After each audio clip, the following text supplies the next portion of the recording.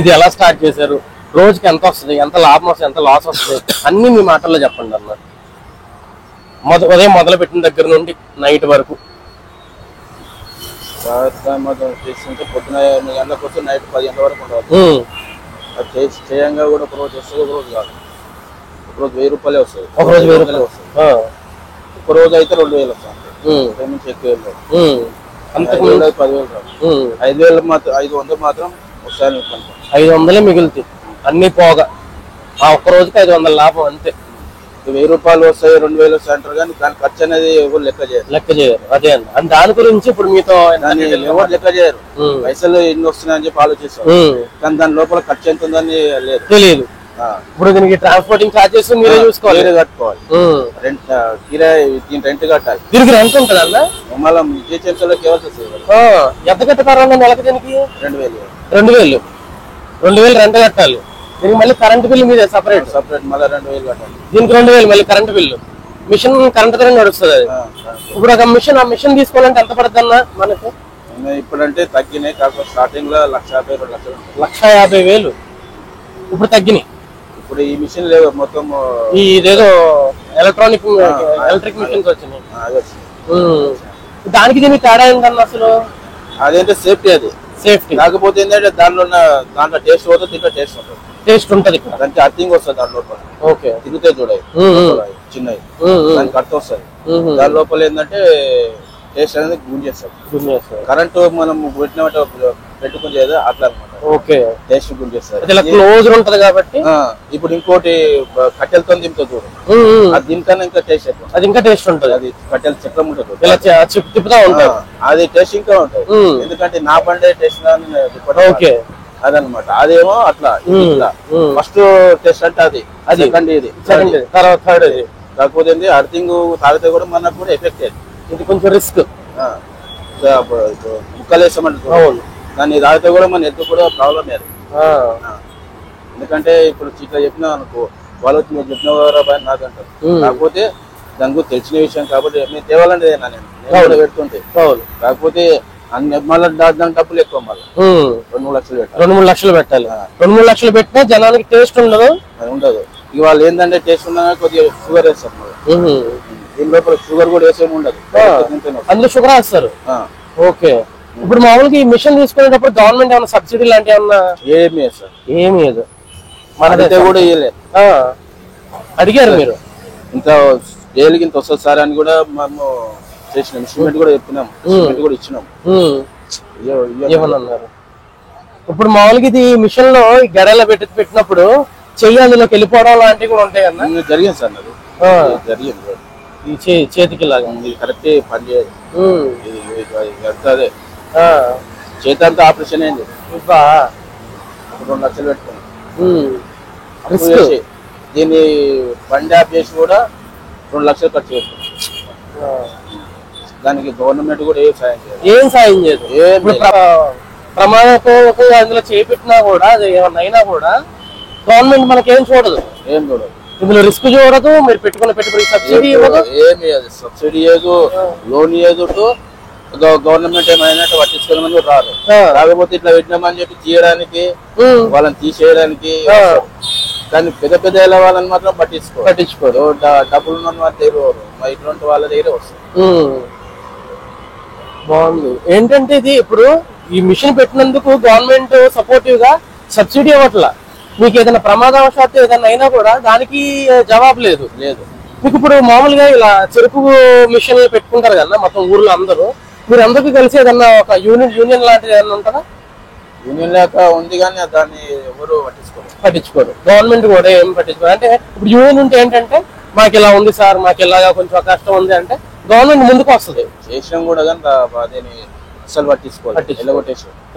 దానికి దీనికి సంబంధం రాబాయి, పని చేసుకొని బతుకురాబాయి. అట్లా పెట్టేటప్పుడు ఏం ప్రోత్సహించినా గానీ తీసేయడానికి మాత్రం మీ వల్ల కాబట్టి తీసేయండి, అంతేగాని మా నుండి మాత్రం చేత కూడా చేసుకొని ఇంటికాడ వండుకోం. అదే లెక్కలు మాత్రం అంతకు మించింది ఏం లేదు. మనం ఏంటంటే సరే ఈ రోజుల్లో మేము చదివిన వాళ్ళు జాబులు తెచ్చుకున్నారు, కాకపోతే మా పరిస్థితి బాగాలేక చదవలేము. ఈ పరిస్థితిలోకి వచ్చినాం. మేము కూలి పని కూడా చేసుకున్నాంతో తర్వాత ఇది చేసుకున్నాం.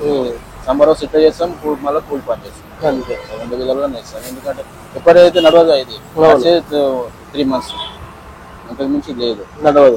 ఎండాకాలం ఉన్న 3 నెలల వరకే కంటిన్యూ చేస్తాం. దీనికి కాంపిటీషన్, మళ్ళీ ఎవరు కూడా పట్టేసుకో ఎందుకు కాంపిటీషన్ చేస్తున్నారు అని కూడా అడగరు. అవతల వచ్చాడు కూడా ఇతరులు కూడా అడిగాడు. బీజేపీ ఉంది, కాంగ్రెస్ ఉంది, టీఆర్ఎస్ ఉంది, అందరు ఉన్నారు, సిపిఎం అవన్నీ ఉన్నారు. కానీ ఎవరికి ఏం చెప్పలేవు అని చెప్పి ఇప్పుడు మనం పని చేస్తున్నాం అంటే మనం ఎవరు పట్టించుకో, దగ్గరికి కూడా రాని పూరాబాయి నువ్వు పోతే అన్నట్లు. మళ్ళీ మీరు ఎప్పటికప్పుడు రెంట్ పే చేస్తున్నారు, జిహెచ్ఎంసీ చెత్త ఎత్తే వాళ్ళకి డబ్బులు ఇస్తారు, అన్ని మీరు గవర్నమెంట్ కి ఏం చేయాలి అన్ని చేస్తున్నారు. గవర్నమెంట్ కి అన్ని పోతున్నాయి. ఏందేముందో చెప్పు, పైసలు మంత్లీ దీనికి దానికి 3 అయితే ఇచ్చేస్తున్నాం. గవర్నమెంట్ బిల్లుకు, పిఎస్ కు, జిహెచ్ఎంసీ అందరికి ఇస్తారు. కానీ గవర్నమెంట్ మాత్రం ముందుకు రావట్లేదు. ఇవన్నీ పోయేటి కూడా గవర్నమెంట్కే కదా. వాళ్ళు గవర్నమెంట్ ఎంప్లాయీస్ కానీ కాకపోతే తినేది వాళ్ళు కానీ గవర్నమెంట్ కి ఇస్తున్నారు. మన ఇంట్లో మనం నిన్ను పని చేసుకుంటున్నాం, వాళ్ళు మనతో వాళ్ళని తింటున్నారు. వాళ్ళు మన ఇంట్లో పొద్దున లేచి అన్నం చేసుకొని తిని వచ్చి పని చేసుకుంటున్నాం, వాళ్ళు మనదే తీసుకొని వాళ్ళు తింటున్నారు.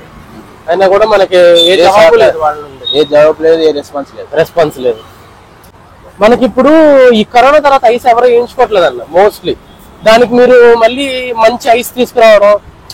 ఐస్ అంటే ఇప్పుడు ఐస్ దాన్ని ఎవరు కనిపెట్టేది ఉంది? ఐస్ లేదు, నీవు కనిపెట్టు, నేను కనిపెట్టు. కాకపోతే ఐస్ నాకు తెలిసినంత వరకు ఐస్ యాక్చువల్ గా వాడొద్దు.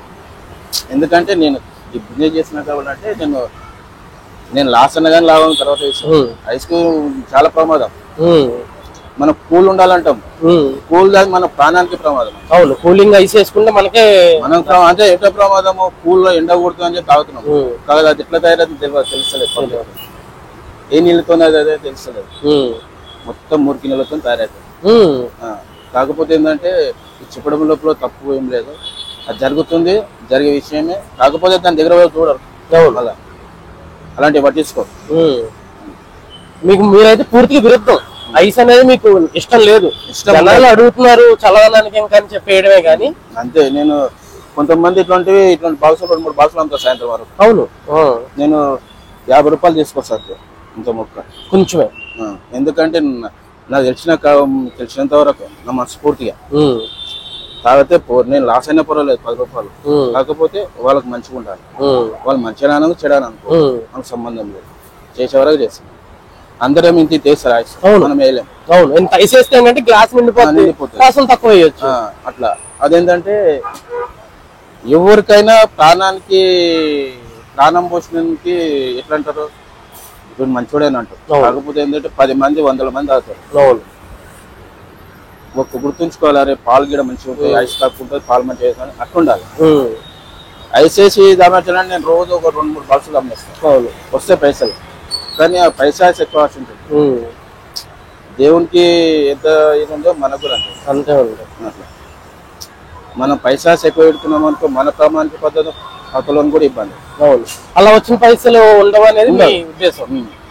అట్లా నేనైతే అంతే అనుకున్నా సార్. మీరు తర్వాత పక్కకపోయినా మీరు అనుకున్న పర్వాలేదు, మీరు రేపు వచ్చినా కూడా అట్లనే ఉండాలి. మళ్ళీ మధ్యాహ్నం వచ్చి చెక్ చేస్తే కూడా అదే 50 రూపాయలు ఐసా ఉండాలి.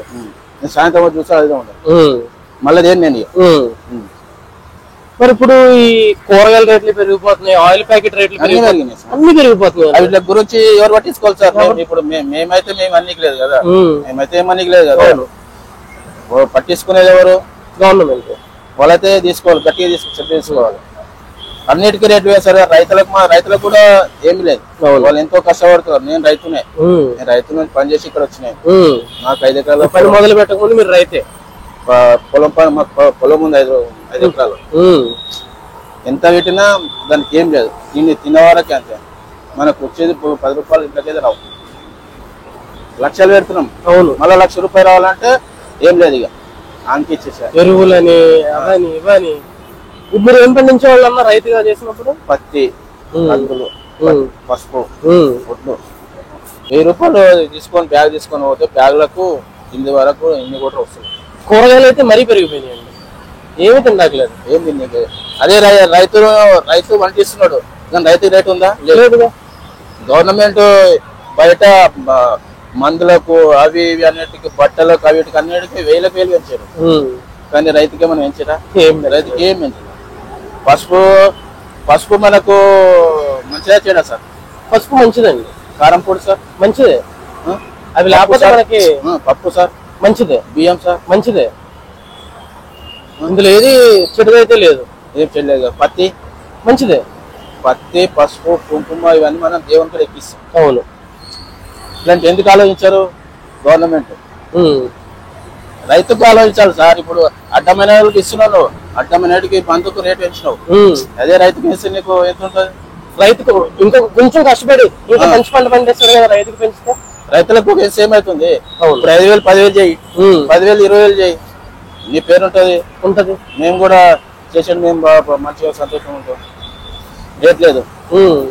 రేట్ లేక కొంతమంది బొంబాయిలు పట్టణం పోతున్నారు కూలి పనులు. సొంత భూమి వదిలేసి పండించే భూమి వదిలేసుకోవాలి. భూములు పండే పంటలని పోతున్నాం. దానికి గిట్టుబాటు ధర వస్తలేదు. దానికి గిట్టుబాటు ధర లేదు. సంవత్సరం పొద్దు పెడితే ఇప్పుడు తీస్తే మొత్తం లెక్క సౌకర్యాలు పోతే లెక్కగా అయిపోతుంది. మన తిండి పెట్టింది వచ్చింది సమానం, అంతే. మిగిలింది ఏం లేదు. ఈ పట్నం రావడం కారణం అదే, బొంబాయి పోవడం కారణం అదే, పట్నం నుంచి కూలీ పనులు చేసుకోవడం అదే. అందరు వలస పోవడం అంటే ఇదే లెక్క. భూములు ఎందుకు పాడుపడుతున్నాయి సార్? భూములు ఎందుకు పాడుపడతాయి? మేము అదే రేటు పెంచు, భూమి ఎందుకు పాడుపడతాయి? పాడవదు. మేమే కూడా ఈ పని ఏం చేయం, మాది కూడా ఏదే చేసుకుంటాం. అవును, అవసరం ఏమొచ్చింది? ఇంత పెద్ద పట్నం ఉందని చెప్పి వస్తాం. శూన్యకనే పట్నం, కానీ పట్నంలో ఉన్నంత గలీజ్ లేదు. పల్లెటూరుకు నీకు ప్రశాంతం ఉంటుంది. ప్రశాంతం. హైదరాబాద్ లో ఏ గలీకో గలీజే కానీ మంచి లేదని, మన మనిషే గలీజ్ అని, మన శరీరమే గలీజ్ అంటే. కాకపోతే ఆలోచించాలి, మనిషి ఎవరైనా ఆలోచించాలి, పని చేసుకోవాలి. నేను మా పరిస్థితి బాగాలేనప్పటి నుంచి కూడా మా నాన్న మా అమ్మ కూడా చాలా కష్టపడ్డాం. అప్పటి నుంచి అయినా మాకు తిండి లేదు. మాకు మేము కొద్దిగా పెద్ద అయిన తర్వాత మాకు తెలివి వచ్చినాక మా పని మేము చేసుకున్నాక అంతే. పెద్ద కోటీశ్వరులు ఏం కాదు. మీ సొంత భూమిలోనే వ్యవసాయం చేసుకునేవాళ్ళు, కానీ గిట్టుబాటు ధరలు రాక మీలాంటి వాళ్ళు ఎంతో మంది రైతులు, చాలా మంది సార్. ఎందుకంటే నేను ఒక చాలా మంది ఇప్పుడు చూడు, రైల్వే స్టేషన్ చూడు, బొంబాయి పోతున్న మాటలు అందరూ ఊళ్ళోకి వచ్చే పోతారు. ఎందుకు? ఏం ధరలు లేవు. ఇప్పుడు మందుకు మాత్రం నెలకి పెరుగుతుంది. సంవత్సరం గవర్నమెంట్ మొన్న ఏం చేయలేదు. ఫస్ట్ ఏమో కేసీఆర్ తాగోతు అన్నాడు. వీడేమన్నా మంచి పని చేస్తుందా? వాడే మంచివాడు, వీడేం మంచి, అందరు మంచిదా? రాజకీయ నాటి పెద్ద దొంగలు సార్. ఎందుకంటే మనము చెప్పుకోవడం తప్ప లేదు. వాళ్ళు వచ్చి మనకు ప్రశ్నించినా మనం చెప్తాం, కొట్టడానికి కూడా హక్కు ఉన్నది. వాడే మనకు పెడతలేడు, వీడేం పడుతున్నాడు. అవును, ఓటు వేసుకుంటాం, మా ఓటుతో బతుకుతున్నావు, అంతేనే కదా సార్? అవును. ఇప్పుడు నేను ఓటేసి బతుకున్నావు అంటే నేను ఒక్కని కాదు, మా ఇంట్లో ఎంతో మంది, మా ఇంటి లోపల 16 ఓట్లు ఉంటాయి. అదే డబ్బులు తీసుకుంటే సార్, మంచి 2,000 సార్, 32,000 వస్తాయి. మాకు అవసరం లేదు. ఏదో మంచి చేస్తారని చెప్పి ఆస్తి వేసారు. ఏం చేస్తుండ్రు? రైతులకి ఏమేమైతే గిట్టుబాటు ధరలు ఇవ్వాలో, ఎరువులకి సబ్సిడీలు ఇవ్వాలో అవి ఇస్తే పల్లెలు బాగుపడతాయి. పల్లెలు ఎప్పుడైతే నువ్వు హైదరాబాద్ ఎట్లా నీకు అందంగా అనిపిస్తుందో, పల్లెటూరు కూడా నీకు పచ్చగా అనిపిస్తుంది. నువ్వు ఇక్కడ నుంచి కూడా అక్కడ వచ్చి చూస్తే ఇక్కడ ఉండాలి అన్నట్టు ఉంటుంది సార్. నీ పల్లెటూరు అని చాలా పట్టించుకోవాలి, చాలా పట్టించుకోవాలి. ఎట్లా కాదు, చాలా పట్టించుకోవాలి. నీ పంటలు కూడా మంచిగా ఉంటాయి, నీకు తినే ఫుడ్ కూడా మంచిగా ఉంటది, నీ హెల్త్ ప్రాబ్లం ఉండదు. ప్రతి ఒక్కటి చేనుకెళ్ళే వస్తుంది. ఇప్పుడు ఇక్కడ ఏమవుతుంది, మొత్తము మిక్సింగ్, కల్తీ, మొత్తం కెమికల్. దేంట్లో కల్తీ లేదు, ప్రతి ఒక్క దాంట్లో కెమికల్, ప్రతి ఒక్క దాంట్లో కల్తీ. ఇప్పుడు మేము ఇలా బతకడం కారణం దానివల్ల. మేము కావాలని ఇక్కడ వచ్చి పెట్టలేము, ఇట్లా వాళ్ళని పరిస్థితుల వల్ల ఇక్కడ రావాల్సి వచ్చింది. కానీ కావాలని ఏదో సిటీ అందాలు చూడడానికి సిటీ అందాలు చూడడానికి రాలేదు సార్. ఏం లేదు సార్, మేము తప్పుగా మాట్లాడితే మీరు మాకు లేదండి, తప్పేం మాట్లాడలేదండి. మేమైతే ఇదే పని చేస్తాం సార్. ఈ పని 3 నెలల వరకు నడుస్తుంది సార్. ఆ 3 నెలలు తీసుకొని ఏమైనా మిగిలితే తింటాం. 3 నెలల తర్వాత మళ్ళీ యథావిధిగా పనికి వెళ్ళిపోవడం మళ్ళీ అంతే. అంతే మించింది ఏం చేస్తారు. గవర్నమెంట్ అయితే రైతుల గురించి పట్టించుకోవాలండి, అందరు పని పట్టించుకోవాలి సార్. ఇప్పుడు రైతులేంది ఏముండవు, రైతులేంది నువ్వు అన్నం తిండికుందా? ఏమున్నా నీకు? ఏం లేదండి, రైతు లేకపోతే ఏదీ లేదు. ఏమున్నది? అడుగు తీసి బయట నువ్వు ఏం చేస్తున్నావు? నువ్వు బయట అన్నిటికీ ఏం చేస్తున్నావు? క్లబ్బులు పెట్టుకున్నావు, క్లబ్బులు పెద్ద జాగారాలు చేయడానికి, డిస్కో డాన్సులు చేయడానికి క్లబ్లకు పర్మిషన్, కోట్ల తీసుకొని పర్మిషన్ ఇచ్చినావు. అవును, అదే తీసుకోకుండా ఇదే రైతులకు కోట్ల రూపాయలు తీసుకున్న లంచం అదే రైతులకు వేస్ట్ అయిపోతుంది కదా. 10,000 దాన్ని 15,000 చేయి, 15,000 దాన్ని 20,000 చేయి. ఇప్పుడు హాస్పిటల్కి పోతున్నాం, పేదోడు ఏం లేడు, వాడు హాస్పిటల్ చచ్చిపోతుండే వాడు. అవును, మనకి ఫ్రీగా చెప్పాను సార్. చెప్పచ్చు, గవర్నమెంట్ అమౌంట్ చెప్పి 10 లక్షలు అవుతుంది కదా సార్. అవును, మీరు అనుకుంటే అన్నీ అవుతాయి. అవును, వాడు వాడి ప్రాణం కాపాడితే నీకు అదే అట్లా చేయాలి. అదే అనేది. ఓకేనండి. ఇప్పుడు చాలా మంది యూత్ బిజినెస్ లోకి వద్దాం అనుకుంటున్నారు. చిన్నదో పెద్దదో, కాఫీ షాప్, టీ షాప్, బట్టల బిజినెస్ ఏదో ఒకటి. మీకున్న అనుభవం ప్రకారం మీరు ఏమైనా సలహా ఇవ్వగలరా? ఇస్తే ఎలాంటిది ఇస్తారు? బిజినెస్ మంచిదంటారా, జాబ్ మంచిదంటారా? నువ్వు చిన్నప్పుడు చదువుకున్నావు, కష్టపడ తెచ్చుకున్నానికి దానికి సంతోషం మంచిది, అది మంచిదిగా అందట్లేదు. కాకపోతే సొంత కష్టం చేసుకున్నది ఇంకా మంచిది. అంటే ఎట్లా అంటావు సార్, జాబ్ వేసాన్ని అంటలేను, మన కష్టం మనం తీసుకునే దానికి ఇంకా చాలా మంచిది. మన సాధారణంగా మన చేతులు కష్టం చేసుకునే కరెక్ట్ సార్ నాకు తెలిసి అంటారు. అవును, ఇదే సుఖం అండి. రైట్ అన్నాను ఏమన్నా. ఇప్పుడు ఈరోజు నాకు 10,000 ఇచ్చిన సంతోషం.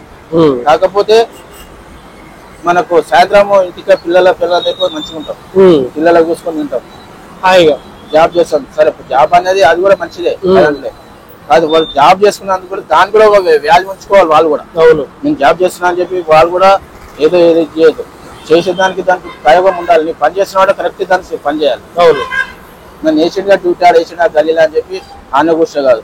నీవు డ్యూటీ ఏం చేయమన్నాడు, జరిపియాలన్నా, వాళ్ళని తీసుకుపోయి ఇక్కడ పెట్టాలన్నా, ఏమని చేయాలని అది మీ పని మీకు కంపల్సరీ చేయాలి. చేయకుండా పోయి చెప్పింది అని చెప్పి కూర్చునే కూర్చో కాదు. మనం చేసే పనికి న్యాయం చేయాలి అంటారు. తీసుకునే జీతానికి న్యాయం చేయాలి.